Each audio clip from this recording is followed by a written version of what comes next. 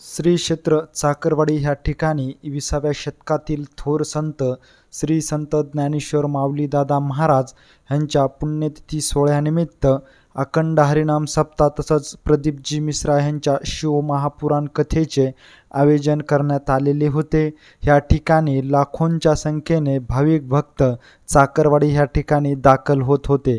येणाऱ्या प्रत्येक भाविकांसाठी महाप्रसादाचं देखील आयोजन करण्यात आलेलं होतं। 24 तास ह्या ठिकाणी महाप्रसाद तयार केला जायचा। येणाऱ्या प्रत्येक भाविकाला चाकरवाडी ह्या ठिकाणी महाप्रसादाचा लाभ मिळावा ह्यासाठी देखील योग्य ते नियोजन केले जात होते।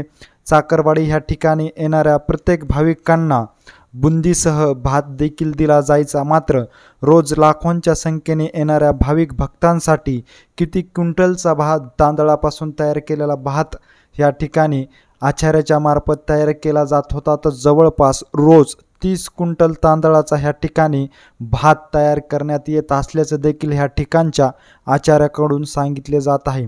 सकाळी 8:30 ते सायंकाळी जवळपास 11:30 ते 12 दरम्यान ह्या भात तयार करण्याचं काम राजस्थानी आचार्याकडून केले जात होते आणि येणाऱ्या प्रत्येक भाविकांना भाजी भाकर पोळीसह वरण आणि भात दिला जायचा। मात्र जवळपास ह्या 8 दिवसामध्ये रोज 30 क्विंटलपेक्षा अधिक तांदळाचा भात ह्या ठिकाणी तयार करण्यात येत असल्याचं देखील ह्या ठिकाणच्या आचार्यांनी सांगितलेलं आहे। जवळपास हा भात तयार करण्यासाठी गॅस मार्फतच्या 30 भट्ट्या चालू राहायच्या आणि रोज ह्या 30 भट्ट्याच्या मार्फत 30 क्विंटल तांदळापासून भात देखील ह्या ठिकाणी तयार केला जात होता।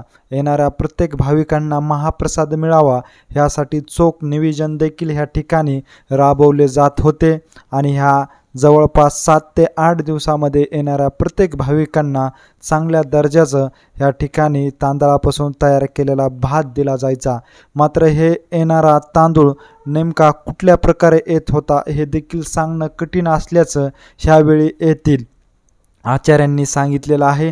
कारण या ठिकाणी खूप मोठ्या प्रमाणात देणगी दिली जायची, मात्र ही देणगी नाव न सांगता दिली जात असल्याचं देखील ह्यावेळी त्यांनी बोलताना सांगितलेलं आहे। हा महिमा खूप महान आहे। कितीही आम्ही भात बनवला तरी मात्र येणाऱ्या प्रत्येक भाविक भक्तांना हा भात पुरला जायचा। हा देखील खूप मोठा चमत्कार ह्या ठिकाणी घडत असल्याचं देखील ह्यावेळी ह्या आचार्यांनी सांगितलेले आहे।